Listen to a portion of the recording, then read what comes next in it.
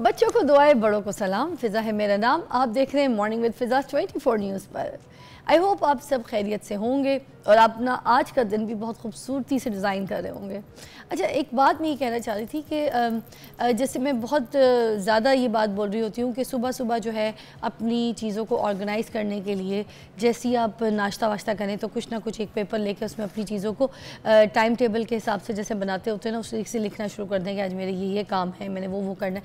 मगर एक और मुझे आइडिया बड़ा अच्छा है। मैंने अभी ये जो ईद की छुट्टियाँ थी इसमें मैंने प्रैक्टिकल किया, मुझे ये बात समझ आई कि मैंने कहा यार हर चीज़ अगर हम लिख नहीं रहे या सुबह हमने एक ऐसी रूटीन नहीं भी बनाई हुई कि ड्रॉ से पेन निकालना है और लिखना है, तो दूसरा हल ये है इसका कि जो चीज़ें हम भूल जाते हैं, जो चीज़ें हम कर नहीं पाते और हम चाहते हैं हमें याद रहे, तो उसके लिए अब सुबह जल्दी उठें।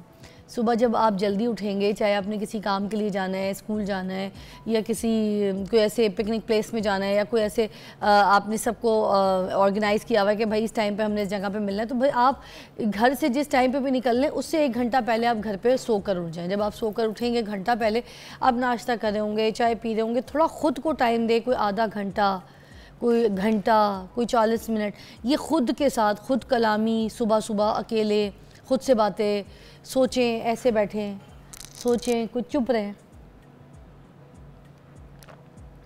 ऐसे टाइम लें। 10 चीज़ें आपके दिमाग में आएंगी, कल की, गुजरी हुई, आज की, वो सब जब आ रही होती है ना आपके दिमाग में तो वो यहाँ बैठ रही होती हैं। ये एक बड़ी अच्छी थेरेपी मैं आपको बता रही हूँ।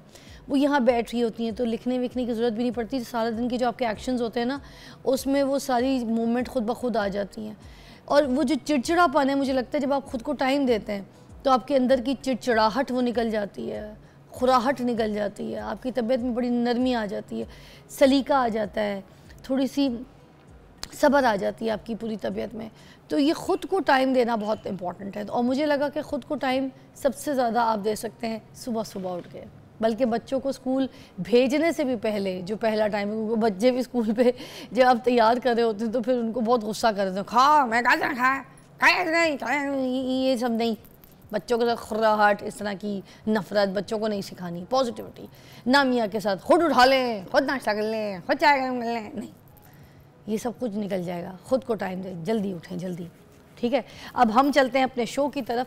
और शो पे आज हमारे बहुत मज़े के लोग हैं, एक से एक बढ़कर। आज हम आपके साथ टॉपिक जो है डिस्कस भी करेंगे और लोगों से भी मिलवाएंगे। सबसे पहले जो एक हमारे पास स्टोरी है वो बहुत इंटरेस्टिंग है और आजकल बहुत वायरल स्टोरी है, तो मैंने कहा कि आपको ज़रूर मुलाकात करवाऊँ उनसे। हमारे साथ हैं उस्मान जाहिद भट्ट और मारिया आरिफ चुआ।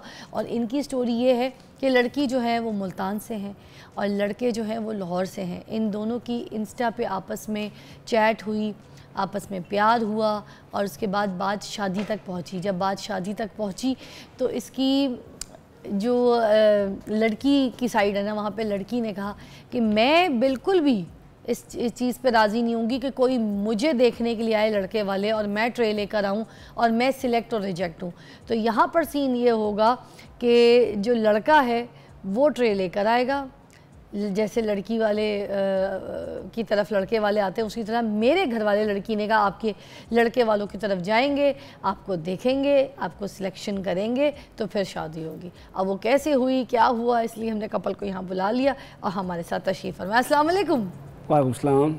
क्या हाल है? अल्हम्दुलिल्लाह। मारिया तुम कैसी हो? मैं भी बिल्कुल ठीक हूँ, बहुत एक्साइटेड हूँ आपके शो में आकर।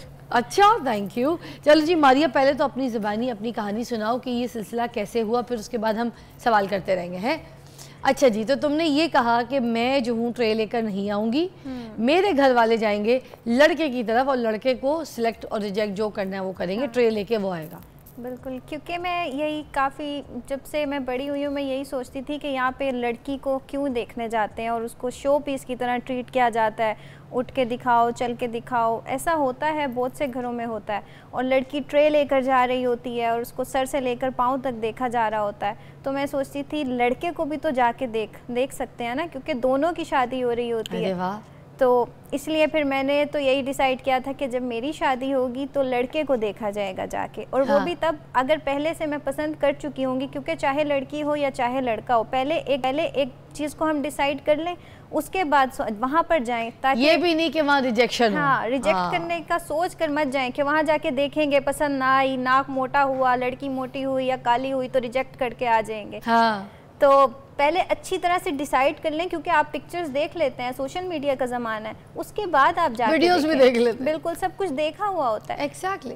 तो जाके किसी के इमोशंस के साथ बिल्कुल खेलना नहीं चाहिए, इसीलिए फिर मैंने खुद भिजवाया था अपने घर तुम वालों तो को। ट्रेंड सेटर हो, तुमने तो ट्रेंड ही सेट कर दिया लड़की। अच्छी बात है, तालीम का देखो ना ये शऊर है कि बच्चे जो हैं आजकल इस चीज़ को नहीं मानते कि कोई हमें रिजेक्ट करके चले जाए और हमारे माँ बाप को भी जलील करे, क्योंकि सिर्फ लड़की नहीं रिजेक्ट हो रही होती, लड़की के साथ उसके पूरे पेरेंट्स जो है वो भी एक ट्रॉमा का शिकार होते हैं और वो परेशान होते हैं जब तक घर में बात चल रही होती है हर हफ्ते, हर 2 दिन में, हर 4 दिन में कि यार उनका फ़ोन नहीं आया, वो देख के गई थी, उनका फ़ोन नहीं आया था, वो देख के गई थी। क्योंकि कुछ लोग रिजेक्ट करके बताते तक नहीं है, वो काफ़ी देर इंतज़ार करने के बाद पता चलता है, ठीक है। और फिर बाद में ये भी है कि इस्तिखारे पे भी डाल देते हैं कि यार इस्तिखारा सही नहीं आया, सांप नज़र आया है?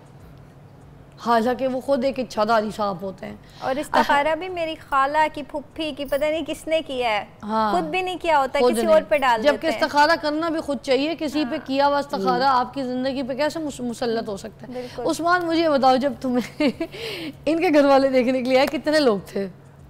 एक इनके बड़े भाई थे जो ऑस्ट्रेलिया से आए थे और 2 इनके छोटे भाई थे जो इनसे छोटे हैं, इनकी वालदा भी थी साथ। तो मतलब तकरीबन 4-5 लोग आए मुझे देखने के लिए। अच्छा। और अब मैं इकलौता हूँ, मेरे और कोई बहन भाई नहीं है, तो मैं वाकई मतलब काफ़ी हद तक पैनिक हो गया था। और मैं तो बल्कि कमरे में जाकर बैठ गया था। मैंने लास्ट मोमेंट में कहा कि मामा उनको बोलो कि उस्मान की तबीयत अचानक ख़राब हो गई है, तो आप एक दिन बाद आ जाना। तो अम्मी ने कहा नहीं अब तो वो आज ही आएंगे। तो वो जब आ गए तो मैं फिर भी बाहर नहीं था आ रहा। तो अम्मी ने फिर बोला कि बेटा लड़कियों वाली सिचुएशन हो रही थी इसके साथ, क्योंकि वो मतलब पहली बार लगा था ना कि मतलब इतने लोगों से मिलना है, क्योंकि मतलब लड़की के भाई से मिलना है। कैसा लगा, मतलब फील, ये वाली फील भी आई कि यार लड़कियों के साथ कैसा होता होगा? ऑब्वियसली आई कि मतलब अगर मैं किसी को देखने जाऊंगा और मेरी पूरे और सिर्फ एक बंदा नहीं जाता ना, आपकी वालदा तो आप तो होते हो, साथ बाकी फैमिली मेंबर्स भी गए होते हैं, तो वो बड़ा अजीब लगा। तो अपने घर वालों में से किसी से पूछताछ की, कौन कौन आया है, कैसी बात कर रहे हैं, क्या कह रहे हैं, मुझे बुलाने के लिए क्या कह रहे हैं, क्या क्या क्या? मैं अंदर रूम में जाकर बैठ गया था, तो ना मेरी ना खाला थी, वो ना बार बार रूम में आके कह रही थी बेटा बाहर आ जाओ ना, ऐसे जैसे लड़की को कहते हैं ना कि बाहर आ जाओ। और मैं अंदर कहता नहीं मैं नहीं आना, मैं पता नहीं भेज दो उनको। तो फाइनली ये उन्होंने डिसाइड किया कि यहाँ तो तुम बाहर आओगे या जो हमने दस्तरखान बाहर लगाया वो हम उठा के अंदर ले आएंगे। तो मैंने कहा नहीं मैं खुद ही बाहर आया, मैं इज्जत से बाहर आ जाता हूँ। इतना टाइम लगा यार। हाँ, अच्छा, फिर जब आए तो आते के साथ ही ट्रे लेकर आए थे या पहले इस्लाम दुआ किया? पहले हमारी इस्लाम दुआ आई, और जो उनके सबसे बड़े भाई हैं वो इत्तेफाक से कुछ कुर्सियों की सिचुएशन इस तरह की बनी कि वो मेरे जैसे आप मेरे सामने बैठी ना, वो बिल्कुल मेरे आमने सामने बैठे हुए थे। तो अब हम सब बातें कर रहे थे, तो उनकी नजरें से मेरे ऊपर पड़ी थी ना, मतलब मैं इधर बात करूं उधर बात करूं, but he was looking at me and क्या हो सकता है, मतलब अपनी नजर गाड़ के तुम्हारी तरफ रख ली यूं। उनके चेहरे पे एक डीप सी स्माइल थी। अब मुझे वो स्माइल बड़ी खतरनाक लग रही थी। मैं सोच रहा था मेरे घर में इसको, और साथ में ये मुझे मैसेज करी जा रही थी। और इसका एक भाई मेरे इधर आके बैठ गया, किधर बैठ गया। अब अचानक मैं उसको दिखा था अपना इंस्टाग्राम, कहीं मेरा इंस्टाग्राम में, तो ऊपर से इसका मैसेज बार बार आई जा रहा था और व्हाट्सएप पे भी इसका आ गया कि माई लव। तो मैं काफी ऑकवर्ड भी हो गया उधर कि मैं क्या करूं, मैंने अपना फोन लॉक कर दिया। और फिर थोड़ी देर बाद फिर ट्रे इस तरह लेके आया कि मैं अंदर किचन में गया, और से फैमिली ले आई थी, लेकिन मैं सिर्फ चाय लेके आया था और मैंने चाय वाली ट्रे ला के रखी थी। अच्छा, ये भी एक मजे की बात है। मुझे बीच में मैं दोबारा सवाल करूंगी कि अब कोई रिश्ता देखने जाता है तो लड़के का इंस्टाग्राम भी देखता है। आपने ये समझा? ये देख लीजिए, बहुत से लड़के जो शर्ट उतार के तस्वीरें खिंचवाते हैं ना, बाथरूम के टब पे लेट के तस्वीर खिंचाते हैं ना, तो वो ज़रा बहुत सोच समझ के वीडियोस और पिक्चर्स लगाए, उनके रिश्ते रिजेक्ट हो सकते हैं। तुमने तो कोई ऐसी पिक्चर नहीं लगाई थी ना? नहीं, मैंने वो वाली पिक्चर अपने प्राइवेट अकाउंट में लगाई। प्राइवेट अकाउंट में? नहीं, कोई मेरा मतलब प्राइवेट अकाउंट नहीं, मेरा सिर्फ पब्लिक अकाउंट है। तो बताओ फिर जब ट्रे लेकर आए, फिर चाय लेकर, वो कैसे आए? हम एक ब्रेक लेते हैं, ब्रेक के बाद तुमने हमें यहाँ पे पूरी दिखानी है, तुमने वहां से आना है पूरे, और हम सारे बैठे हुए हैं, तो तुम कैसे ट्रे लेकर आए, सिचुएशन क्या थी? ठीक है, काम पर रहते, हाथ कर रहे थे या बहुत आ रही थी? वो हमें भी आनी चाहिए, ठीक है। विल टेक अ ब्रेक, फिर बी राइट बैक। अब मैं साथ साथ बता दूं कि लड़की को चाइना में स्कॉलरशिप मिल रही थी पढ़ाई के लिए आगे, क्योंकि ये पोइट्री भी करती हैं, तो उनको फ्री पढ़ाई की ऑफ़र हुई, मगर उन्होंने कहा मैनू मुफ्त नहीं पढ़ना है, मैंने तो शादी करनी है, छोड़ दो, मुझे स्कॉलरशिप भी नहीं चाहिए। और लड़के जो है, इनके बारे में भी बता दूं कि ये कनाडा जा रहे थे, वीज़ा इनका लगने वाला था, इन्होंने वीज़ा भी कैंसिल कर दिया। इन्होंने कहा नहीं मैंने शादी करनी है, मुझे कनाडा नहीं जाना। मगर एक बड़ा मसला आया था इनकी, एक और मसला ये भी आया था कि लड़की ने जो है ना ये कह दिया था कि जो लड़के लाहौर के हैं वो बिल्कुल भी अच्छे नहीं होते, तो लड़के जो लाहौर के लड़के उनसे शादी मैं कभी भी नहीं करूँगी। इस तरह की भी कोई बात आई थी, वो क्या सिस्टम था, क्या सीन हुआ था? वो एक्चुअली मैंने नहीं कहा था, मेरे भाई ने, जो मुझसे बड़ा भाई है हमजा आरिफ जंजुआ, क्योंकि वो 8 साल से लाहौर में रह रहे हैं लम्स में, और उसके बाद यहीं पे, तो उनका लाहौर में कोई बड़ा ही बुरा एक्सपीरियंस रहा है लाहौरियों से। तो ही यूज्ड टू, क्योंकि ये लाहौरी है, आप मुल्तान से हैं। हाँ, तो ही यूज्ड टू से कि लाहौरी बात के पक्के नहीं होते, धोखा देते हैं, तो कहीं पे भी शादी कर देनी है इसकी, लेकिन लाहौर में नहीं करनी। लाहौर के लड़के पक्के नहीं होते, कमिटमेंट वाले नहीं होते, झूठे होते हैं। यही सब बोला था। ओए लाहौरियों क्या कर रहे हो तुम लोग यार, लड़कियों को धोखा ना दिया करो यार, जो कमिटमेंट करो वो पूरी किया करो। फिर देखो मुल्तान तक ये बात पहुंची है, इस तरह से रिश्ते होने जो है ना मुश्किल हो जाएगा। वैसे ये सच है जो कह रही है लड़कियां कि जो लाहौर के लड़के हैं वो कमिटमेंट के पक्के नहीं होते, बात के पक्के नहीं होते, क्या बात है जी बताओ? अच्छा वैसे मैं खुद लाहौर से हूँ, लेकिन एक चीज़ मैंने भी नोट की है कि जब मैं किसी से रास्ता पूछता हूँ ना, तो वो मालिया ने भी नोट किया है कि मैं दोबारा रिकन्फर्म ज़रूर करता हूँ कि मैंने इस बार इस रास्ता पूछा तो मैं आगे जाकर थोड़ा सा दोबारा पूछूंगा कि भाई मुझे दोबारा बता, ताकि वो मुझे कोई गलत रास्ते पे ना डाल दे। तो थोड़ी कमिटमेंट का इशू तो है। और ये बात सिर्फ इतने ख़त्म नहीं हुई थी, उसके भाई ने तो ये भी कहा था कि मैं इंडिया में शादी कर दूंगा लेकिन लाहौर में नहीं करूंगा। मतलब इंडिया अफ्रीका तक जब बात रेडी थी, लेकिन लाहौर में करने के लिए तैयार नहीं थे वो। मतलब अफ्रीका, मतलब इथोपिया का कोई भाई ने कहा कि इथोपिया के किसी अफ्रीका के किसी लड़के से शादी कर दूंगा, मगर तुमसे तुम मुझसे भी गए गुजरे हो, ये कह दिया भाई। कुछ इस तरह का। अच्छा वैसे आजकल गूगल का दौर है, रास्ता पूछने उससे पूछो, क्या जरूरत थी किसी लाहौरी से पूछने की? हाँ बात तो सही है, बात तो सही है, लेकिन मैं कहूँगा किसी से रास्ता मत पूछना, किसी से रास्ता नहीं पूछा ना। चलो जी मुझे ट्रे दिखाओ लाके के कैसे ट्रे लेकर आए थे, वही ट्रे तुम्हारी। इश्क में मुब्तला आशिक को लड़की वाले देखने आ गए, ठीक है। अच्छा पहले तो मुझसे ट्रेन पिक नहीं थी की जा रही, भारी पड़ी, उधर से आना चल के, ठीक है। अच्छा लड़की भारी हो गई तो ये जो लड़की है ना, ये लड़की ससुमा बन जाएगी। हाँ ये तुम्हारी सास है, और चलो मैं जो हूँ ना तुम्हारी, मैं यहाँ पर बैठी हूँ जगह, मैं भाई हूँ, वो भाई हूँ जिसको लाहौर के लड़के नहीं पसंद। अच्छा इरोनिकली मेरे घर की जो किचन है उसमें भी सीढ़ियाँ कुछ इसी तरह की थी, तो मुझे पूरा वो नॉस्टैल्जिया आ रहा है। उसकी अच्छी खासी करनी है, ठीक है। आज सारा बदला लेंगे, जो कुछ लड़कियों का होता है सब लड़कियों वाला, ठीक है। चलो आपस में आजो बेटा आजो, रख दो बेटा, हमारी गोद में नहीं रखना, उधर रखना है। किधर क्या हो गया? तमीज नहीं सिखाई लगता है किसी ने। कैसा है, इसको चाय भी नहीं लेकर आना, तो वही रखनी है तुमने, चाय देनी कोई नहीं है। नहीं ये लेने आप चाय मिलाया था आपके लिए, आपने कहा रख नहीं दो। आप मुझे 1 कप दे, मैं 4 कप तो नहीं ले सकता। चीनी रखी डाली आपने इसमें? चीनी कितनी डाली आपने? चीनी वो मारिया अपनी फिंगर डालेगी, मीठी हो जाएगी। यहाँ मारिया नहीं, आपकी सास बैठी है, आप अंधे हैं, आपको दिखता नहीं है, इश्क में पागल हो गए, आंखें खराब हो गई हैं। मारिया की माँ बैठी है यहाँ पे, अम्मी जी। Like mother like daughter, like mother like daughter जी। कब तो ले आए हो, बीच में वो पिर्ची नहीं रखी हुई, पिर्च के बगैर प्याली ले आए हो। बेटा सॉस प्लेट किधर है? रखी थी साथ किचन में रह गई लगता है। तुम किस घर जाओगे, किस घर पे आके जाओगे? तुम्हें चाय लानी नहीं आती, तुम्हें ये नहीं पता कि चाय कैसे लेकर आते हैं? अब मैं रोते रोते लड़की की तरह अपने कमरे में चला जाऊंगा। क्यों रोते रोते जाओगे? पीछे होके दिखाओ, बाल कितने लंबे हैं। वो भी चल के दिखाओ, सर से स्कार्फ उतार के दिखाओ। नहीं दिखाओ बाल, और दिखाओ, पूरी टिंड दिखाओ। अरे बाल नहीं है।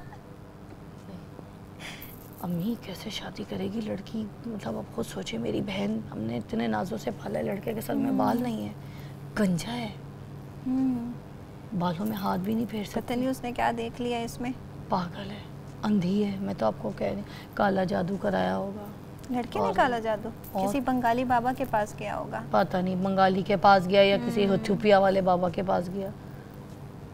वैसे शक्ल तो उसकी खुद बंगालियों वाली लगती है। बेटा बड़ी आप अच्छा मेरी बात सुने, क्या कहते हैं, जूते आपने खुद साफ किए? अच्छा अपने कपड़े खुद धो लेते हो? जूते उतार के चल के दिखाओ, हाइट कितनी है भाई, हो सकता है तुमने नीचे जो ना ईंटें रखी हो। मेरी 2 इंच हाइट कम चल के दिखाओ पूरा, वहाँ से घूम कर आओ। चाल नहीं ठीक इसकी, ये चाल चलन ठीक नहीं लग रहा है मुझे। एक टांग निकली। बेटा सही से चलो, ठीक से चलो, आस्ता चलो, जरा मुंह आगे करके चलो।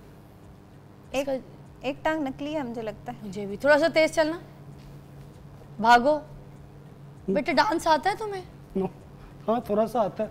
अच्छा, इस टेबल के ऊपर खड़े हो और अच्छा नहीं तुम इसके ऊपर खड़े हो पर यहाँ से जंप लगाओ, हमें दिखाओ। नहीं थोड़ा सा नाच के दिखाओ। इसके ऊपर खड़े हो और जंप नीचे, जंप जंप जंप। हाँ अम्मी कह रही है नाच के दिखाओ बेटा, नाच के हमारी बेटी उंगलियों पे कैसे नचाएगी? हाँ बिल्कुल, वरना हमारी बेटी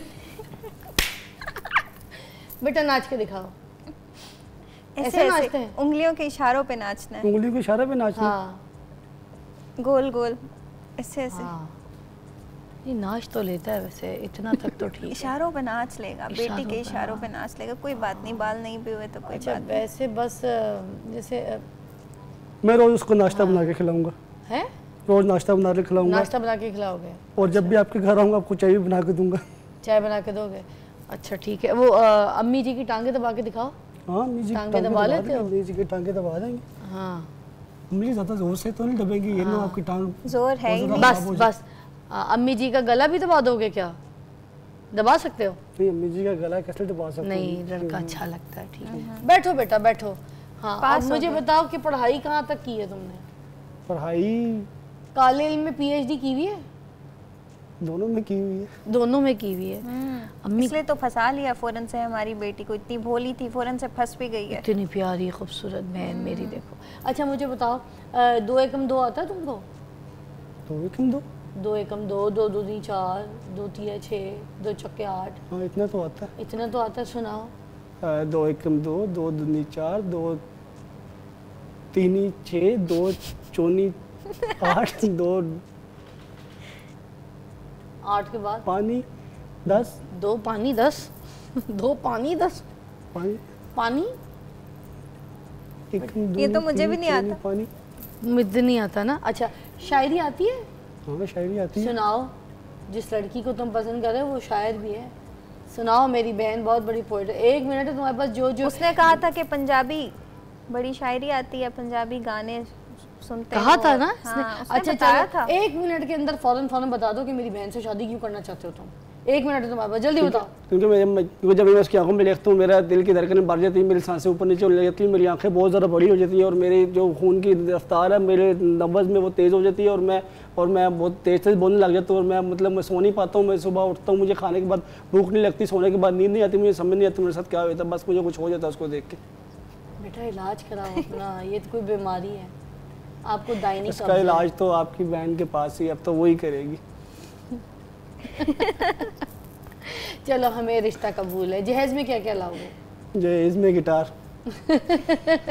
वो शायर मिल गई है और तुम गिटार पे गाने गवाते हो। जहेज में एक अच्छा सा पेन लेके आऊँ। चलो हमारी तरफ से रिश्ता कबूल है। शादी का खर्चा बेटा आप लोग खुद उठाएंगे, ठीक है? हमें सिर्फ आप इन्विटेशन देंगे, हम आ जाएंगे, हम अपनी बेटी आपके हवाले कर देंगे। रिश्ता मुबारक हो जी।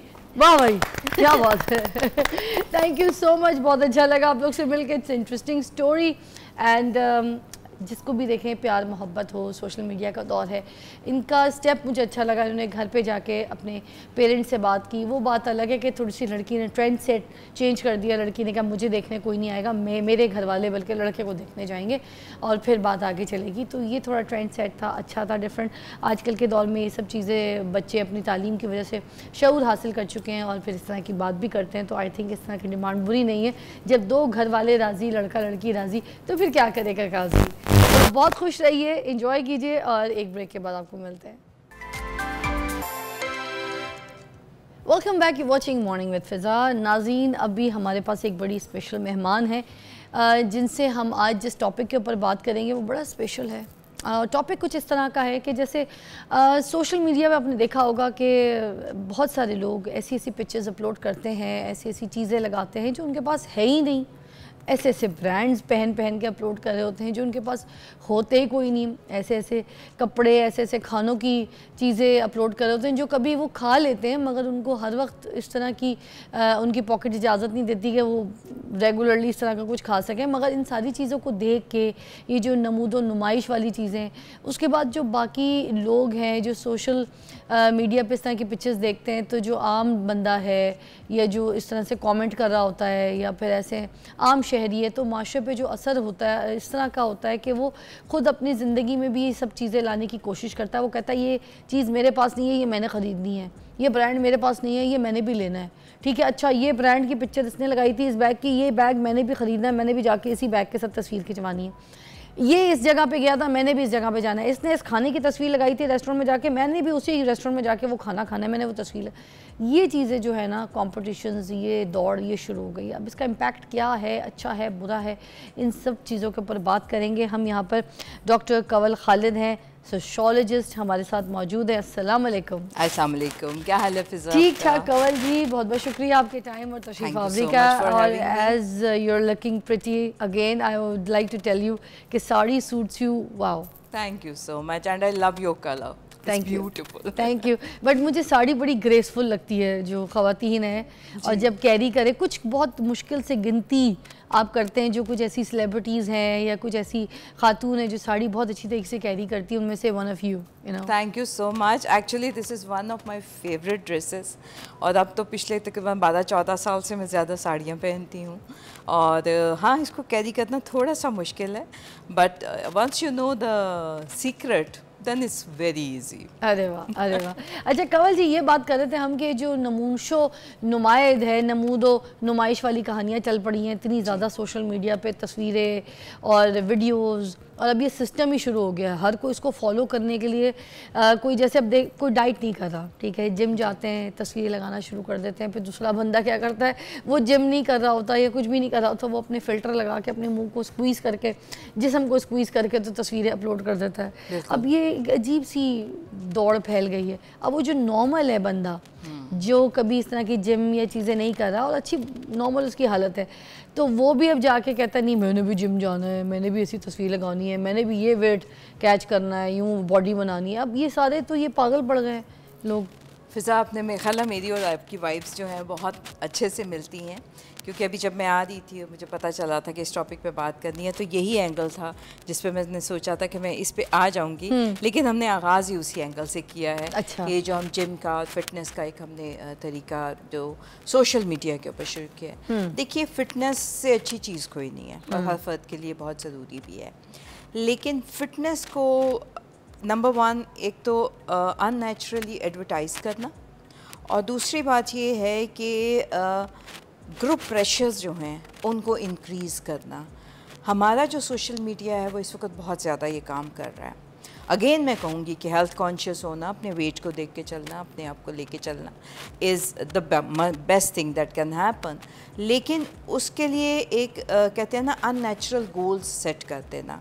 मसलन अच्छा, अब आपने ये तो इंडिविजुअल की बात की है ना, तो अगर हम देखें तो इंटरनेशनली भी अगर आप देखें तो आपको बहुत सारे प्रेशर्स जो हैं वो महसूस होते हैं। मसलन मुझे याद नहीं पड़ता कि कभी मेरी वालदा के ऊपर ये प्रेशर कभी ज़िंदगी में आया हो कि भी she must look like Sabiha Khanum, Shamim Ara, they were the celebrities, they were respected, they were celebrated, लेकिन my mother was never ever compared, you know, कि मुझे वैसा होना चाहिए या कुछ ऐसा हो। लेकिन अब अगर मैं अपने एज ग्रुप की भी बात करती हूँ तो मुझे 24 घंटे सुनाया जाता है, लुक जेनिफर लोपेज को देखो, फलानी को मैडोना को देखो, फलां को देखो। अब ये एक इतना ज़्यादा हर एज ग्रुप के ऊपर स्टार्टिंग फ्रॉम 14 टिल 70s एक प्रेशर बिल्ट अप हो रहा है, जिस पे कि फिर मैं बात कहूँगी कि ख़वातीन ज़्यादा इम्पैक्टेड हैं। अब if I look at Jennifer Lopez, number 1, okay, she has all the means and all the things, that number 1. number 2, जो images मुझे दिखाए जाते हैं, चाहे वो उसकी मूवी हो या स्टिल्स हो, they are all heavily photoshopped. So that is not something. Exactly. मैं ये नहीं कहती कि मैं उनकी हेल्थ या फिटनेस के ऊपर क्वेश्चन कर रही हूँ। वो एक स्पेशल लाइफस्टाइल है which is very expensive and which is beyond हर फर्द के मीन से बिल्कुल बाहर है। लेकिन वो एक अननेचुरल गोल्स जो हैं सोसाइटी की ख़वातीन के ऊपर इम्पोज किए जा रहे हैं, सेट किए जा रहे हैं कि you must look like that. तो वो जो एक फार्मूला हम पे थोपा जाता है, और ये फार्मूला थोपने में आम लोग जो होते हैं वो ट्रेंड फॉलो करते हैं, वो ट्रेंड सेटर्स नहीं होते। ट्रेंड सेटर्स जो इस ओवरऑल आप सोशल मीडिया की बात कर रहे हैं, हमने तो अभी एक फ़िटनेस को टच किया ना, फ़िटनेस के अलावा बहुत सारी डायमेंशंस हैं। आपने 2-3 मरतबा बात की ब्रांड।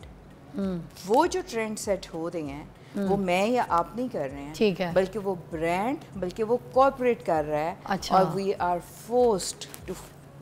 अच्छा कवल जी, एक ब्रेक लेते हैं, ब्रेक के बाद वापस आते हैं, फिर हम इस बात में बात करेंगे कि ये जो ट्रेंड सेट हो रहे हैं तो ये हमें इसको फॉलो करना चाहिए एज जो नॉर्मल पर्सन है, वो उसको अपने दिमाग से सोचना चाहिए, देखना चाहिए, अपनी जेब के हिसाब से, अपने माहौल के हिसाब से चलना चाहिए, या फिर जस्ट ट्रेंड को फॉलो करना चाहिए। Will take a break, will be right back. Welcome back. नमूदो नुमाइश के ऊपर हम बात कर रहे हैं, जो सोशल मीडिया के ऊपर पिक्चर्स लोग अपनी वीडियोस अपलोड करते हैं। एक जो ज़माना होता था कि लोग जब गोश्त ख़रीद के अपने घर लेके जा रहे होते थे तो कोशिश करते थे ऐसे रंग के शॉपर में या फिर कपड़े के शॉपर में, कपड़े का एक थैला होता था जिसमें राशन लेके जाते थे, उसमें गोश्त लेके जाते थे। उसका रीज़न ये होता था ताकि जो सामने कोई ऐसे बैठे या कोई मोहल्ले में, गली में कोई ऐसे लोग हैं जिन्होंने कोई गोश्त जो है नहीं खाया होगा हफ्ते से, या फिर उनके घर में गोश्त नहीं पक सकता, या वो इतने साहिब हैसियत नहीं है, तो वो ये ना देखें और उनको बुरा ना लगे कि यार देखो ये गोश्त लेके जा रहा है, कितना टाइम हो गया हमने नहीं खाया। तो इस तक का ख्याल रखा जाता था। तो आज के दौर में ये ख्याल रखा ही कोई नहीं जाता।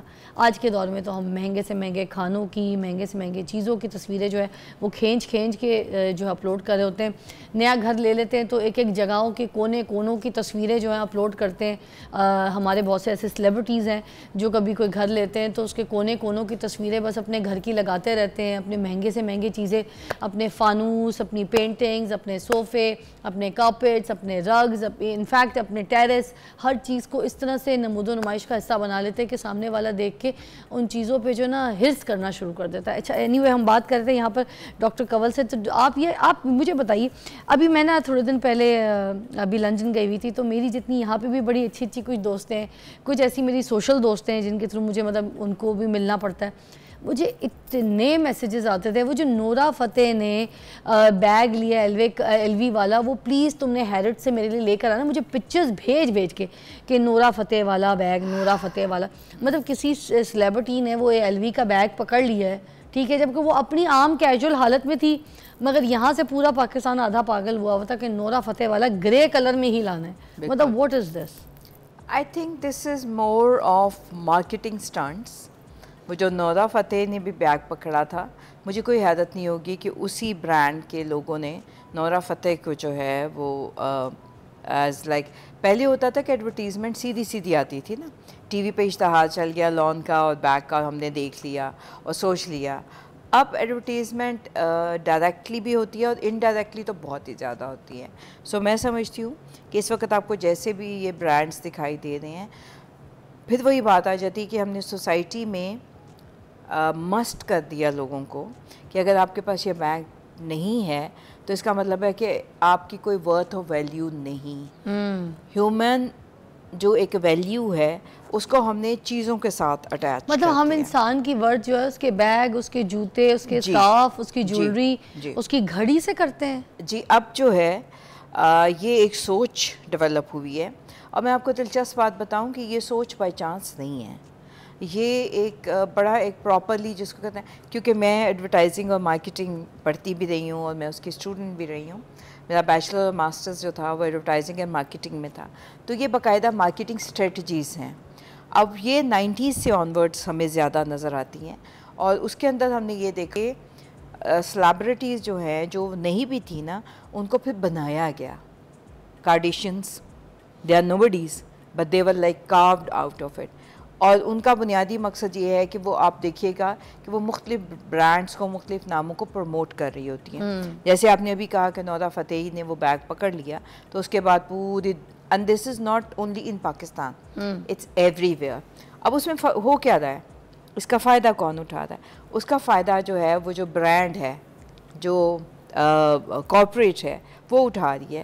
तो उनकी बहुत सारी बिक रही हैं। चीजें हाँ। लगती बहुत सादा हैं, Exactly. लेकिन उनके पीछे बड़े कॉम्प्लेक्स जो है Complex वो है। डिजाइन एलिमेंट चल रहे होते हैं, और वो it's not that thank you simple. So much doctor Kanwal, आपका बहुत बहुत शुक्रिया आपकी तशरीफ़ आवरी का, और आप हमारे साथ इस गुफ्तगू का हिस्सा रहीं, और आपने हमारी जो है ना बड़ी मदद की कि जो देखने वाले उनको समझ आ सके ये बात कि प्लीज़ ये जो नमूद व नुमाइश की हुई है सोशल मीडिया पे उसको थोड़ा सा कम कीजिए कि बकरा लिया है तो इतने महंगे बकरा या फिर इतनी महंगी गाय उसके साथ तस्वीर लगानी ज़रूरी नहीं है, और सामने वाले को दिल आज़ारी कर रहे हैं महंगे से महंगे कपड़ा पहन के, महंगे से ब्रांड पकड़ के, या फिर इस तरह के खाने इस तरह के रेस्टोरेंट्स में जाके उनकी खानों की तस्वीरें दिखा के। ठीक है, अगर किसी का कोई ऐसा बिजनेस है कि उसकी प्रमोशन कर रहा है और उसको पैसे मिलेंगे तो दिमाग में रखिए कि उसको सेलिब्रिटीज़ को किसी को कोई प्रमोशन के पैसे मिले, मगर आम इंसान अगर कोई ऐसे लोग अपलोड करते हैं और उस तरह की चीज़ें नुमाइश का हिस्सा बनता है तो प्लीज़ ये दिमाग में रखिए कि उनको देख के अपना दिमाग ख़राब ना कीजिए। Thank you so much. एक ब्रेक के बाद मिलते हैं।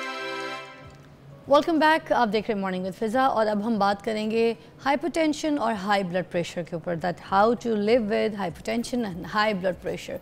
उस पर बात करने के लिए जिनको हमने यहाँ पे मदऊ किया है वो प्रोफेसर डॉक्टर सायरा मुतहसिन है, हमारे पास जनरल फिजिशियन, उनको हमने दावत दी है। अस्सलाम वालेकुम। वालेकुम अस्सलाम। Thank you for your time. Thank you for calling me. अच्छा, मुझे ये बताइएगा कि ये जो ब्लड प्रेशर की बुनियादी वजूहात हैं वो क्या क्या होती हैं, यहाँ से हम शुरू करते हैं, उसके बाद फिर हम सिलसिले को आगे लेके चलते हैं। जी डॉक्टर साहब। जी, ब्लड प्रेशर एसेंशियल हाइपरटेंशन जिसे हम कहते हैं वो तो मौरूसी है, और इसके अलावा कुछ सेकेंडरी कॉजेज़ भी होती हैं जो ज़्यादातर यंग लोगों में हमें सामने आती हैं। इसके अलावा टेंशन, स्ट्रेस, फिर डाइट पैटर्न्स, बहुत ज़्यादा नमक का इस्तेमाल, गोश्त का इस्तेमाल, ये तमाम चीज़ें भी ब्लड प्रेशर करती हैं।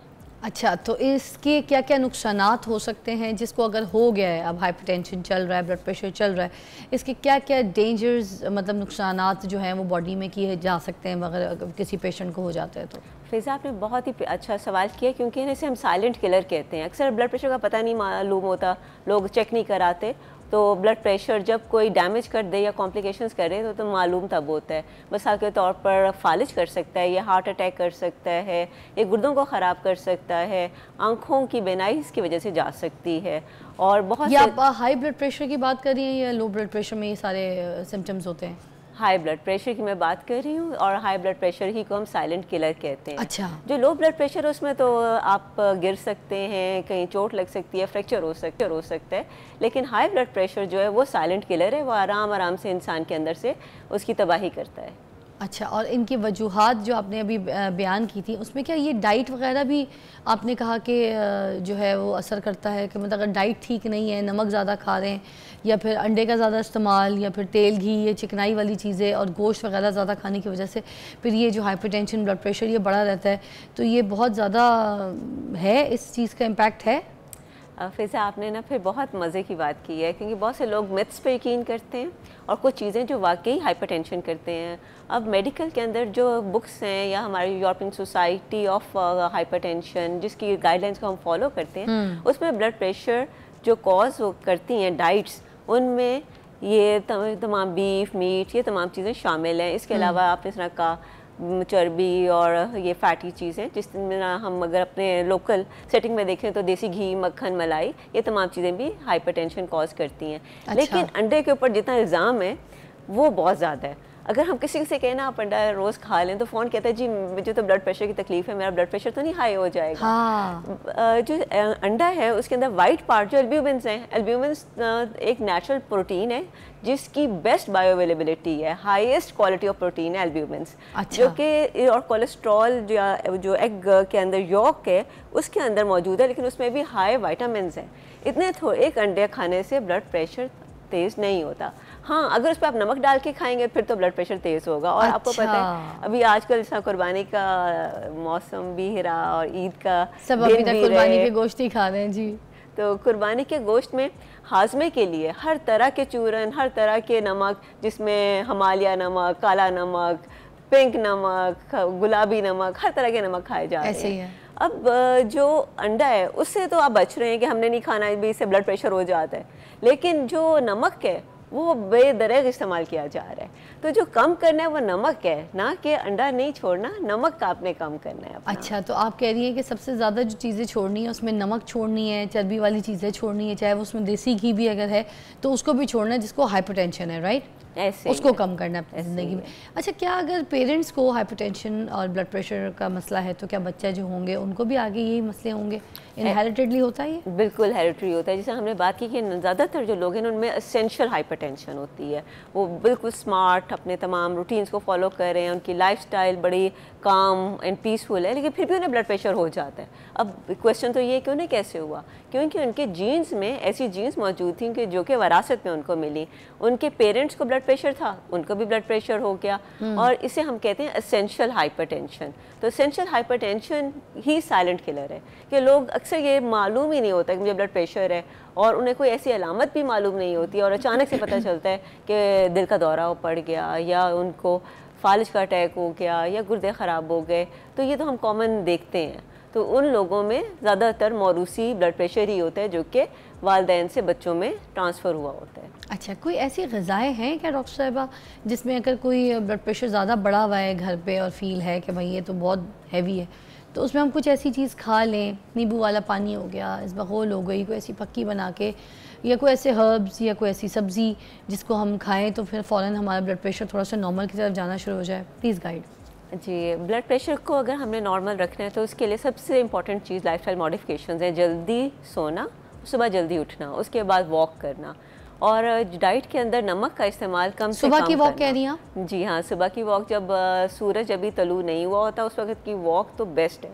और अगर जब सूरज तलू होता है उस वक्त जो उसकी इब्तदाई शुआएँ हैं सनराइज़ के वक्त, वो विटामिन डी की बहुत अच्छा ख़जाना है। अच्छा। तो इसलिए वो वाली वॉक तो बेहतरीन वॉक है जो अर्ली मॉर्निंग में होती है। ठीक है। लेकिन मॉर्निंग के अलावा अगर आपको टाइम नहीं मिलता और आप किसी भी वक्त वॉक करते हैं या ट्रेडमिल करते हैं या कोई कार्डियो जिसे हम कहते हैं एक्सरसाइज जिनसे हार्ट रेट तेज़ होता है, अच्छा। थोड़ा सा पसीना आता है, चाहे वो सांस तेज रनिंग क्यों होता ना हो, है। बागों में जाके पार्क्स में आप रनिंग भी कर लें, इज दैट ओके? यस, तो ये हार्ट रेट तो बढ़ाएगा वो, है ना? हार्ट रेट, तो ये तमाम चीज़ें ब्लड प्रेशर को नीचे लाती हैं। जो अच्छा। स्ट्रेस हार्मोन्स हैं वो ब्लड प्रेशर को इंक्रीज़ करते हैं। तो हम डाइट की बात अभी करते हैं, लेकिन उससे पहले हम ये समझ लें कि ब्लड प्रेशर होता क्यों है। हमारे जिस्म में ऐसे हार्मोन्स पैदा होते हैं जो कि ब्लड प्रेशर कॉज करते हैं, वो हार्ट रेट इंक्रीज़ करते हैं और खून की नालियों को सुकर या उनको तंग करते हैं, जिसकी वजह से ब्लड प्रेशर इंक्रीज़ करता है, जिन्हें हम स्ट्रेस हार्मोन्स या कैटेकोलामीन्स कहते हैं। अगर हमारा स्ट्रेस लेवल हर वक्त ही ज़्यादा रहेगा, या दो रिस्पॉन्सेज, फ़ाइट और फ्लाइट का रिस्पॉन्स, फ़ाइट गुस्से में रहना, किसी के ऊपर हर वक्त कुड़ते रहना, उससे भी आपका ब्लड प्रेशर तेज़ होता है। तो अगर जो शख्स हर वक्त अपने आप को गुस्से में रखता है वो किसी और को सज़ा नहीं देता, वो अपने आप को सज़ा दे रहा होता है और अपना ब्लड प्रेशर तेज़ कर रहा होता है, क्योंकि उसके हार्मोन्स रिलीज़ होते हैं जो इन तमाम चीज़ों को करते हैं। अब दूसरी तरफ जब हम वॉक करते हैं, जब हम सो रहे होते हैं, तो ये तमाम हार्मोन्स नीचे चले जाते हैं, जिसकी वजह से हार्ट रेट भी कंट्रोल में रहता है और जो खून की नालियाँ तंग हो रही थी या सिकुड़ रही थी वो भी नहीं सिकुड़ती। तो इस तरह ब्लड प्रेशर कम हो जाता है। अब वो ऐसी डाइट जो कि ब्लड प्रेशर को इंक्रीज़ कर दे, या तो वो हार्ट रेट को इंक्रीज़ करे या वो सॉल्ट एंड वाटर रिटेंशन करे, यानी पानी का अखराज जिस्म से मुकम्मल तौर पे ना हो सके, वो तमाम चीज़ें भी ब्लड प्रेशर को इंक्रीज़ करेंगी। अच्छा। इसीलिए हम मना करते हैं कि आपने नमक कम इस्तेमाल करना है, और ये स्मोकिंग जो हम आजकल देख रहे हैं, हर तरह की स्मोकिंग, वेप्स, ई सिगरेट्स, ये भी हाइपरटेंशन कॉज करते हैं? ये भी हाइपरटेंशन कॉज करते हैं। अच्छा, और कोई ऐसा चीज़ जैसे पानी ज़्यादा पीने से अगर ब्लड प्रेशर बढ़ा हुआ है तो पानी ज़्यादा पी रहे हैं अगर, या नींबू पानी पी रहे हैं, कोई ऐसी चीज़ें अगर हम इस्तेमाल करें तो क्या उससे ब्लड प्रेशर कम होता है? जैसे नींद पूरी करना, ये सब चीज़ें आपने बताई, वॉक बताई, और हार्ट रेट जिससे बढ़ता है वो, उसके अलावा कुछ खाने पीने की ऐसी कोई चीज़ें जिससे ब्लड प्रेशर थोड़ा सा कंट्रोल में रहे, वो हम ज़रूर इस्तेमाल करें, अपनी डाइट में रखें शामिल उसको? अगर आप डाइट में देखें तो फ्रूट्स और वेजिटेबल्स, स्पेशली जो फ्रेश फ्रूट्स और वेजिटेबल्स हैं, वो ब्लड प्रेशर को कम करने में मदद करते हैं। लेकिन अगर उनके ऊपर नमक इस्तेमाल हुआ है तो फिर नहीं, या मायोनीज़ का इस्तेमाल, या जैसे हमारे सैलड्स के अंदर बहुत सी ऐसी चीज़ें इस्तेमाल होती हैं जो कि ब्लड प्रेशर को बढ़ाने का सबब बन जाती हैं, तो फिर फ्रेश फ्रूट्स और वेजिटेबल्स का इस्तेमाल उस तरह फ़ायदेमंद नहीं होता। अभी एक स्टडी मैंने हमेशा मैं इसका रेफरेंस भी देती हूँ, फ्रेमिंगम हार्ट स्टडी, जो कि almost 5 generations have been registered for that study. और एक फ्रेमिंगम एक जगह है जो कि यूएसए में है, और वहाँ पर बहुत से लोग हार्ट अटैक से और ब्लड प्रेशर की वजह से फौत हो जाते थे। तो उन्होंने एक स्टडी की कि ये ऐसी क्या वजह है कि पूरी दुनिया में सबसे ज़्यादा लोग हमारे यहाँ ब्लड प्रेशर और हार्ट के अमराज में मुब्तला हैं। तो उन्होंने ये नतीजा निकाला कि 4 चीज़ें अगर आप इन्हें कंट्रोल कर लें, एक ब्लड प्रेशर, डायबिटीज़, स्मोकिंग और कोलेस्ट्रॉल। अच्छा। तो ये आप हाइपरटेंशन से बच सकते हैं। अब जहाँ तक पानी का बात है, पानी बिल्कुल से करता है कम हाइपरटेंशन को, लेकिन अगर नींबू पानी में फिर नमक का इस्तेमाल बहुत ज़्यादा होता है। हाँ, तो अगर नींबू पानी नमक के बगैर पीते हैं तो फिर ठीक है, उससे होता है ब्लड प्रेशर कम। हाँ, अगर आप नींबू पी रहे हैं जिसमें नमक नहीं डाल रहे, तो चाहे काले नमक के फॉर्म में हो या सफेद, दोनों किसी फॉर्म में नहीं डालना। जितना भी ज़्यादा पानी आप पियेंगे उतना ज़्यादा डायूरिसिस होगा, मतलब कि उतना को बार बार यूरिन आएगा, जिससे ब्लड प्रेशर नीचे आने का इम्कान है। इसलिए पानी का ज़्यादा इस्तेमाल या नींबू पानी का इस्तेमाल without salt, yes it can lower the blood pressure. और उसका मैकेनिज्म फिर वही है, सॉल्ट एंड वाटर जब जिस्म से बाहर निकलेगा तो ब्लड प्रेशर नीचे आएगा। अब जितनी भी ब्लड प्रेशर की अद्वियात इस्तेमाल हो रही हैं उनमें भी एक बहुत बड़ा कंपोनेंट डायूरिसिस का है, यानी कि पानी और सॉल्ट को जिस्म से बाहर निकाला जाए। अच्छा ठीक है डॉक्टर साहब, एक ब्रेक लेते हैं, ब्रेक के बाद दोबारा ज्वाइन करते हैं। आज हम बात कर रहे हैं हाइपरटेंशन और हाई ब्लड प्रेशर के ऊपर के how to live with that. ठीक है, see you after break. Welcome back, you watching morning with Fiza. और नाज़रीन, अब हम जिस टॉपिक पे बात करेंगे वो है कि पाकिस्तान में मिडिल क्लास जो है वो श्रिंक होती जा रही है, मिडिल क्लास जो है वो कम होती जा रही है। फॉर एग्ज़ाम्पल मैं आपको इस तरह से बात करके बता सकती हूँ कि जैसे पहले एक बंदा जो था वो कमाता था, कोई लाख रुपए उसकी सैलरी थी। जो जॉब करने वाले अफराद होते हैं, जो मोस्टली हमारे मिडिल क्लास के जितने भी लोग होते हैं वो जॉब कर रहे थे, ये किसी जगह नौकरी कर रहे होते, तो फिर अब उसकी अगर सपोज़ कुछ 5 साल पहले 1 लाख उसकी सैलरी थी, अब 5 साल गुजर चुके हैं मगर उसके बावजूद उसकी सैलरी जो है वो 1,20,000, 1,10,000, 1,15,000 ये हो गई है, जबकि डॉलर की कीमत जो है वो 3 गुना बढ़ चुकी है। तो जब डॉलर की कीमत 3 गुना बढ़ चुकी है तो फिर जो मिडिल क्लास बंदा है तो उसकी भी तो 3 लाख होनी चाहिए थी, 1 लाख से 3 लाख सैलरी बढ़नी चाहिए थी, मगर उसकी उस हिसाब से बढ़ी नहीं। अब जो उसको बाकी आसाइशी जो चीज़ें हैं जो ख़रीदनी है, अपनी ज़िंदगी में लानी है, वो सारी चीज़ें पूरी कर नहीं पाता, अपने घर के खराजात भी वो सही तरीके से चला नहीं पाता, जस्ट बिकॉज क्योंकि डॉलर बढ़ गया है मगर इनकी सैलरी नहीं बढ़ी है। तो इस पर बात करने के लिए आज हमारे साथ मौजूद हैं शकील रामे, जो कि इकोनॉमिस्ट हैं, हमारे साथ उन स्काइप हैं। अस्सलाम वालेकुम। वालेकुम सलाम। शकील साहब, मेरी आवाज़ आ रही है आपको? मुझे आपकी आवाज़ नहीं आ रही, बोलिएगा कुछ। जी जी, मुझे आ रही है आपकी आवाज़। ठीक है, हाँ मुझे आपकी आवाज़ आ रही है। अच्छा शकील साहब, मुझे सबसे पहले तो ये बताइएगा कि ये क्या दुरुस्त है कि पाकिस्तान में मिडिल क्लास जो है वो बिल्कुल ख़त्म होती जा रही है, कम होती जा रही है, श्रिंक हो रही है? जी देखें, जिस तरह आपने पहले इस पे बात कर रही थी, इसमें ऐसे ही हालात हैं कि पाकिस्तान में जो मिडिल क्लास है उसका जो वालियम कम होता जा रहा है। पाकिस्तान में बेसिकली अब 2 क्लासें आपको नज़र आती हैं, एक मरात याफ्ता, एक गरीब। अब देखें, जिस तरह आपने बात कहा जी कि जो डॉलर का रेट और रुपये की बात की है, एक तरफ तो ये है कि हमारा रुपये डेप्रिशिएट हुआ है, यानी कि परचेजिंग पावर है जो रुपये की वो ख़त्म होती गई, कम होती गई है। दूसरी तरफ वो है कि इन्फ्लेशन बढ़ गई है। अब देखें ना कि जो पेट्रोल 140-50 का था पेट्रोल, वो 270-80 का तो पहुँच चुका है। इसी तरह आप इलेक्ट्रिसिटी बिल की बात कर लें, आप वो कहाँ पहुँच चुके हैं, गैस बिल की बात कर लें, आप खाने की चीज़ों की बात कर लें, यानी एक तो रुपये की परचेजिंग पावर कम हुई, उसके अगेंस्ट जो आपके अखराजात थे वो बढ़ चुके हैं हाई इन्फ्लेशन की वजह से। अब इस सिचुएशन में यानी कि जो पहले पैसे उसके पास कम थे, अब मज़ीद उसकी यानी कि उसके पास ऑप्शंस कम होते गए हैं। इसी वजह से आप देखें ना कि लास्ट ईयर जो कभी बात हुई थी तो वर्ल्ड बैंक ने कहा था कि पाकिस्तान में जो पावर्टी है वो 39.4% हो गई है।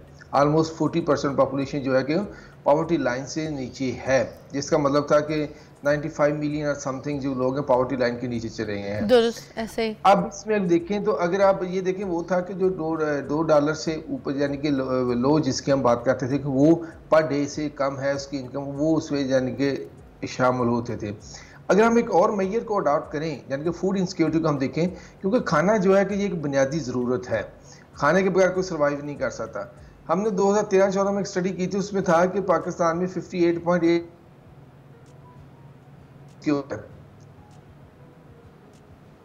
इस मतलब है कि बंदा खाने को लाले पड़े हुए हैं, वो भी गुर्बत की लाइन में कहीं फॉल करता होगा, क्योंकि एक बंदा जो कि बेसिक नीड को नहीं मीट कर रहा वो भी गुर्बत के पास ही होगा। तो क्योंकि शकील साहब अभी जो मिडिल क्लास है जब ये चीज़ें अफोर्ड नहीं कर पाता, सैलरी उसकी रेज नहीं हो रही है, तो फिर उस हिसाब से वो भी तो गरीब लोगों में शामिल हो गया ना, वो तो चीज़ें खरीद नहीं सकता। अब मार्केट वैसे ही नीचे आ जाएगी। भी चला गया, अब देखिए ना बेसिक नेसेसिटी भी चला गया है। अब ऊपर से जो कि स्टेट ने उसे प्रॉमिस किया हुआ था, ना सिर्फ कि मिडिल क्लास बल्कि सबके साथ प्रॉमिस किया हुआ था कि हम आपको क्वालिटी हेल्थ देंगे, हम आपको क्वालिटी एजुकेशन देंगे। आप देखें 44% जो पॉपुलेशन है कि बच्चे जो हैं कि वो प्राइवेट स्कूलों में पढ़ते हैं। ये गवर्नमेंट के स्टैटिस्टिक्स हैं, मैं यानी कि प्राइवेट एजेंसी की बात नहीं कर रहा। इसका मतलब ये है कि जो इसमें मिडिल क्लास के जो ज़्यादा लोग हैं उनके बच्चे जो यानी कि प्राइवेट स्कूलों में पढ़ते हैं। और आप प्राइवेट स्कूलों की फीसें देख लें, क्योंकि आपके जो कि यानी कि गवर्नमेंट के स्कूल थे वो इस काबिल नहीं रह रहे हैं कि एजुकेशन इंस्टीट्यूट के जिसमें लोग अपने बच्चों को पढ़ाना पसंद करें।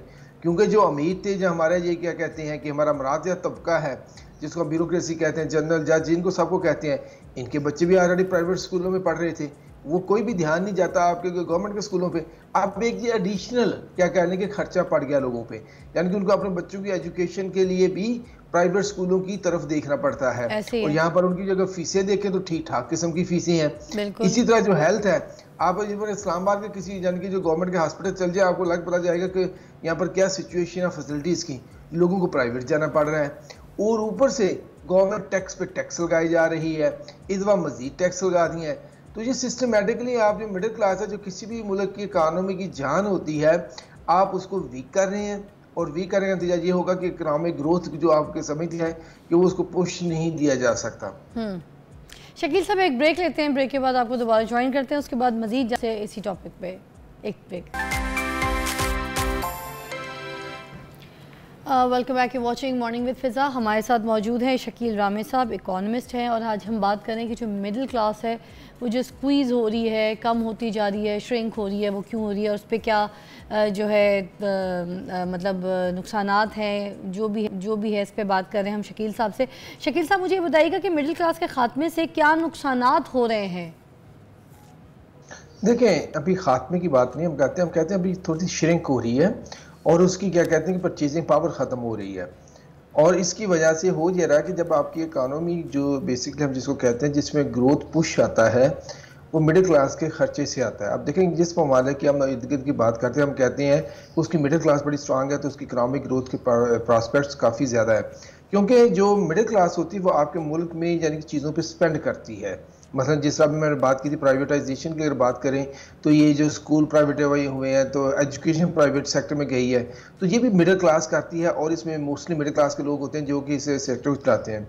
इस तरह हम कंजम्पशन की बात करें तो खाने पीने की जो चीज़ें होगी या ड्यूरेबल प्रोडक्ट्स होगी, मतलब रेफ्रिजरेटर या कारें जैसा दूसरी चीज़ें जो होती हैं या दूसरी जो कंजम्पशन की चीज़ें होती हैं, जो मिडिल क्लास इस पर ज़रा इन्वेस्ट कर रही होती है। क्योंकि देखो जो अपर क्लास होती है तो उनका तो ऑलरेडी वो अपर क्लास में होते हैं, उनकी स्पेंडिंग इतनी ज़्यादा नहीं हो रही होती क्योंकि उनके पास ड्यूरेबल चीज़ें ऑलरेडी मौजूद होती हैं, मतलब गाड़ियाँ भी हैं, घर भी है और बड़ी चीज़ें उनके पास मौजूद होती हैं। जो मिडिल क्लास में लोग ट्रांसलेट कर रहे होते हैं, जब पहले जो नए बनते हैं वो मिडिल क्लास में जाकर लोग इन्वेस्ट करते हैं इन चीज़ों पर, ड्यूरेबल गुड्स पे, उनकी कंजम्पशन बढ़ती है, उनकी मुख्तलिफ चीज़ें बढ़ती हैं, जिसकी वजह से फिर आपकी इकानमी में एक ग्रोथ का पुश आता है।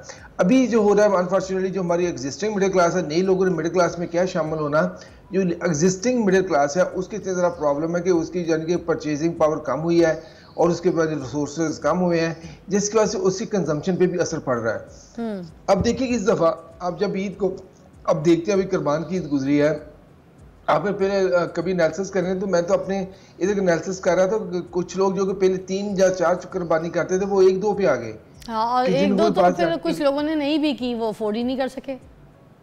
जो मिडिल क्लास के डिफरेंट तबके हैं ना कि जिन्होंने फिर किसी ने कम कर दी, किसी ने बिल्कुल की नहीं, तो ये कंजम्पशन कम हुई। जब इस तरह मुख्तलिफ प्रोडक्ट्स पे चले जाएं तो आपको नजर आएगा कंजम्पशन कम हुई है, जिसकी वजह से फिर आपके ग्रोथ जो प्रॉस्पेक्ट्स होते हैं वो लोअर हो जाते हैं। अच्छा शकील साहब, महंगाई और बेरोजगारी ने किस हद तक मुतासर किया मिडिल क्लास को?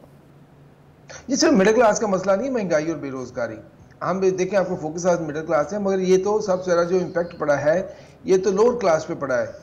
क्योंकि देखें ना, जो कि महंगाई और जो कि बेरोजगारी की बात कर रहे हैं, कई लोग ऐसे भी होते थे जो लोअर क्लास में जो डे टू डे जाते थे, जिनकी दिन की दिहाड़ी जिनकी लगती है, जिनको हम दिहाड़ीबाज कहते हैं, वो भी थे, जहाँ दूसरी छोटी मोटी काम करते थे, जहाँ इंडस्ट्री चलती थी उसमें कोई अनस्किल्ड लेबर थे, जहाँ एग्रीकल्चर सेक्टर में थे, उन पर बहुत ज़्यादा इम्पैक्ट पड़ा है उनके। यानी कि जिस वक्त गुर्बत हमारी बढ़ी है, जैसा वर्ल्ड बैंक ने बात किया है कि वो गुर्बत बढ़ गई, जो कि फिस्कल ईयर था 2022 और 23, उसमें 1.2 मिलियन लोग गुर्बत की लाइन में चले गए थे। ये कि मिनिमम यानी कि एस्टिमेट है। क्या दूसरे मुल्कों में भी शकील साहब इसी तरह मिडिल क्लास खत्म हो रही है, कम होती जा रही है, श्रिंक हो रही है? नहीं, जहाँ पर महंगाई का ज़रा होती है और उसमें क्या कहते हैं कि आपकी प्रोडक्शन कम होती है, आपकी इकोनॉमिक अपॉर्चुनिटीज़ कम होती हैं, वहाँ मिडिल क्लास के श्रिंक होने का खतरा होता है। और जिन ममालिक की इकानमी अच्छी है जिनमें इकनॉमिक अपॉर्चुनिटीज़ पैदा हो रही हैं, वहाँ तो इनकम मिडिल क्लास बढ़ रही है। मतलब चाइना की बात कर लें, वहाँ आपको मिडिल क्लास उनकी एक्सपेंड होती नज़र आ रही है, मिलियंस ऑफ पीपल जो कि मिडिल क्लास में हुए हैं। मतलब अभी जो कि एक रिपोर्ट थी कि 2025 तक मोर देन 200 मिलियन लोग हैं चाइना में, वो मिडिल क्लास में चले जाएंगे, जो कि नीचे से ऊपर चले जाएंगे। शकील साहब, पाकिस्तान में मिडिल क्लास को स्ट्रॉन्ग करने के लिए, दोबारा मजबूत करने के लिए हमें क्या इक़दाम करने पड़ेंगे, क्या करना पड़ेगा? देखिए वो सिंपल सी बात है, इसमें कोई रॉकेट साइंस नहीं है। हमें अपनी इकानमी को मजबूत करना पड़ेगा। इकानमी को मजबूत किए बगैर आप किसी क्लास की सर्वाइवल नहीं है, चाहे वो मिडिल है, चाहे वो लोअर है, चाहे वो ऊपर है। क्योंकि जब तक आपकी इकानमी नहीं चलेगी, ना तो आपकी इकनॉमिक अपॉर्चुनिटीज पैदा होंगी, ना आप जो आपके रुपये है वो डेप्रिशिएट होता रहेगा। फिर इस तरह आपकी जो कि इन्फ्लेशन है वो बढ़ती रहेगी, क्योंकि आपको चीज़ें इंपोर्ट करनी पड़ती है ना। फिर अभी भी हम मत देख रहे हैं कि हमें जो चीज़ें प्रोडक्शन कंजम्पशन की, चले मान लिया जी ऑयल हमारा पेट्रोल नहीं है इधर, हम तो खाने पीने की चीज़ें तक इंपोर्ट करना शुरू हो गए हैं। मैं पिछले साल जो एग्रीकल्चर का था, अराउंड 10 बिलियन की इंपोर्ट थी हमारी फूड प्रोडक्ट्स की, जिसमें सोयाबीन ऑयल, जिसमें कुकिंग ऑयल है, मुख्तलिफ किस्म की चीज़ें हैं। तो इससे फिर अगर विद आपकी इकानमी को ठीक किए बगैर आपके किसी भी क्लास का सर्वाइवल नहीं है। शकील साहब, आने वाले वक्तों में मिडिल क्लास का जो मुस्तकबिल है उसके बारे में आपकी क्या प्रेडिक्शन है? देखिए, मुस्तकबिल जो मिडिल क्लास है उसका मुस्तकबिल दूसरे तबकात से जुदा नहीं है, चाहे वो लोअर क्लास है, चाहे वो अपर क्लास है, मिडिल क्लास है। सबका मुस्तकबिल जो है कि एक दूसरे से कनेक्टेड है, और ये डिपेंड करता है कि अगर हम अपनी इकानमी को ठीक करेंगे तो हमारी जो कि तमाम क्लासेस सस्टेन करेंगी, अगर नहीं करेंगे तो फिर तमाम क्लासेस सफ़र करेंगी। बिल्कुल सही, दुरुस्त। बहुत बहुत शुक्रिया आपका टाइम का शकील साहब। और आखिर में मैं यही कहूँगी कि जिस तरह की बुनियादी है अल्लाह ताला बस बेहतरी करे। अगर हमारी इकॉनमी, हमारी मिडिल क्लास स्ट्रॉन्ग होगी तो फिर हमारी इकॉनमी भी स्ट्रॉन्ग होगी। बस सिंपली सी अपने ख़र्चों को कंट्रोल करें, ठीक है जी। और जो बजट है वो बहुत अच्छी तरीके से बनाएं, अपनी चादर में रहते हुए अपनी टांगें फैलाएं, ये सारी चीज़ों को फॉलो करें। दूसरों को देखकर वो चीज़ों को फॉलो ना करें, हर चीज़ पे भागे मत कि जो दूसरा कर रहा है वो मैंने भी करना है। तो मेरी दुआ है आप सबके लिए, पाकिस्तानियों के लिए, कि अल्लाह ताला सबके लिए बेहतरी करे। आमीन सुम्मा आमीन। आपको मिलती हूँ इंशाल्लाह कल, और कल भी हमारे बहुत से इस तरह के टॉपिक्स हमने ख़ास आप लोगों के लिए डिज़ाइन किए हैं। और आज जैसे कि हमने हाइपरटेंशन, ब्लड प्रेशर के ऊपर आपसे बात की, जिन लोगों को ये मसला है, जो मरीज़ हैं, वो उसके ऊपर बात कर सकेंगे, अपने घर पे भी उस चीज़ को सॉल्व कर सकेंगे, अपना इलाज कर सकेंगे, उसकी फ़र्स्ट एड भी कर सकते हैं, और किस तरीके से उसको कंट्रोल करना है वो सब कुछ कर सकते हैं। जिसमें मैं जुज़ बता देती हूँ कि आपने अपनी डाइट, अपनी लाइफस्टाइल, इस पर कंट्रोल करना है हाइपरटेंशन, ब्लड प्रेशर के लिए, और अपनी ज़िंदगी से नमक को दूर करना है जिसको ब्लड प्रेशर ऑलरेडी हो गया है। क्योंकि ये मेक श्योर करना है कि अगर आपको अगर ब्लड प्रेशर हो गया तो आने आपके बच्चों को भी इनहेरिटेडली ये ब्लड प्रेशर फैलेगा। तो इसलिए हमने अपने ब्लड प्रेशर को कंट्रोल करना है। अगर हम अपने बच्चों से भी प्यार करते हैं, हमने उनको गिफ्ट में, प्लेट में ये चीज़ें आगे नहीं देनी है, ठीक है। तो एक्सरसाइज वेरी इंपॉर्टेंट, मगर एक्सरसाइज वो वाली जिसमें हार्ट रेट पल्प होता है आपका। अगर आप जिम अफोर्ड नहीं कर सकते, आप नहीं जा सकते, तो ये जो बाग, ये पार्क खाली पड़े हैं, तो इसकी वजह से अस्पताल जो भरे पड़े, तो छत हो, गली हो, कोई पार्क हो, जहां आपको कोई ऐसी खाली जगह दिखती है, लोग दिखते हैं, just be confident, do your work. आप अपनी हेल्थ के लिए कर रहे हैं, फोकस ऑन योर हेल्थ, ये सब कुछ कीजिए। दिन का आगाज़ अच्छा कीजिए। चिड़चिड़ापन, गुस्सा, जेलसी, किसी से खारबाजी रखना, ये सब चीज़ें आपको जो है ना हाइपरटेंशन, ब्लड प्रेशर का मरीज़ बना सकती है। उठते के साथ ही मोबाइल का इस्तेमाल कम कीजिए, बहुत ज़रूरत है तो मोबाइल देखिए, फजूल में इस तरह की चीज़ों से दूर रहिए जो लोग माशरे में कर रहे हैं, या हर चीज़ उस तरीके पे आप उसको निगाह रखें उसके ऊपर, और हर किसी के घर में क्या हो रहा है उस पर निगाह रखें। ये भी चीज़ें आपको जो है हाइपरटेंशन और ब्लड प्रेशर की तरफ ले जाएगी। तो बहुत पॉजिटिवली आपने अपने आप को ट्रीट करना है, ताकि आप अपने बच्चों तक भी ये इनहेरिटेडली ब्लड प्रेशर ना पहुँचाएँ। उसके बाद हमने आज बात की कि सोशल मीडिया पर जो स्टूपिड शेयरिंग्स होती हैं, जो लोग फजूलियात अपनी चीज़ें अपलोड करते हैं लोगों को जलाने के लिए, दिखाने के लिए, हसद फैलाने के लिए, तो प्लीज़ उसको फॉलो मत करें, उस ट्रेंड को मत देखें। हाँ, अगर किसी ब्रांड ने किसी सेलिब्रिटी को कोई चीज़ दी है, मेक श्योर किसी ब्रांड ने किसी सेलिब्रिटी को कोई चीज़ दी है पे करके, कि आप ये हमारी चीज़ को प्रमोट करें, पहन के, जूते पहन के। फॉर एग्ज़ाम्पल, जैसे मुझे बहुत सी ऐसी चीज़ें PR में आती हैं कि अगर मैंने किसी का जोड़ा पहनना है, मुझे उसकी पेमेंट आती है, तो मैं फिर वो पहन कर मैं उसकी पिक्चर अपलोड करती हूँ, जो मुझे पेमेंट आ जाती है। बहुत सी चीज़ें जो हैं वो अगर आप इस तरह से हमें देखें और देखने के बाद उस चीज़ को ज़बरदस्ती पड़ जाएँ कि नहीं मैंने भी ख़रीदना है, मैंने भी जाना है, ठीक है, ये सब ना करें। मैं देखें लिबर्टी भी जाती हूँ, मैं लंदन भी जाती हूँ, मैं लंडा भी जाती हूँ, ठीक है, मैं हर तरीके के जगहों पे जाके कपड़े ख़रीद लेती हूँ। I am not brand conscious, I am not like you know कि मैं ये नहीं पहनूँगी तो ये नहीं होगा। मैं ये आपको दिख रहा होगा ये इयरिंग, ये मैंने 200 रुपये के ये इचरा बाज़ार से उठाए थे, तो मैं ये भी पहन लेती हूँ। अब ये जोड़ा अगर मैंने महंगा पहना है, किसी डिज़ाइनर का ये पेड प्रोडक्शन है, तो उसके साथ मैंने ये जो है ये मैंने नहीं। अब ये देखें कि ये मैंने खुद अपने पैसों से नहीं ख़रीदा, मुझे देख के पर पागलों की तरह मत जाएं, क्योंकि ये मुझे खुद किसी ने दिया है पहनने के लिए। तो हमें देख के पागल ना हुआ करें, क्योंकि हम तो खुद अपने इतने खर्चे जो है वो कंट्रोल करते हैं, मगर दुनिया हमारे पीछे जो है लग जाती है।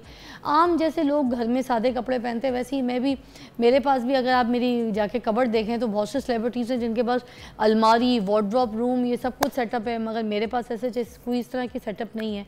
और पहले था मगर मैंने बांट दिया, मुझे नहीं लगा कि मैं इन चीज़ों को संभाल सकती हूँ, क्योंकि मैं घर पे घर बदल रही थी, तो मुझे लगा कि ये वबाल है। तो अपनी चीज़ों को खुद कम करें, नॉर्मल करें, नॉर्मलाइज़ करें। मेरी बेटी, उसके पास भी इतना सा बॉक्स है जिसके अंदर वो अलमारी का खाना है जिसमें वो अपने कपड़े रखती है, उससे ज़्यादा कुछ नहीं है। जितना आप संभाल सकते हैं उतनी चीज़ों को देखें, हर चीज़ को पहनना ओढ़ना मगर किसी को देख के जहन में सवार ना करें, नॉर्मल कर लें, अपनी ज़िंदगी को नॉर्मलाइज़ करें और बाकी खुश रहें, पॉजिटिव रहें। कल मिलते हैं आपसे दोबारा इसी तरह कोई अच्छे टॉपिक्स के साथ मॉर्निंग शो में। देखते रहिएगा हमें। ठीक है।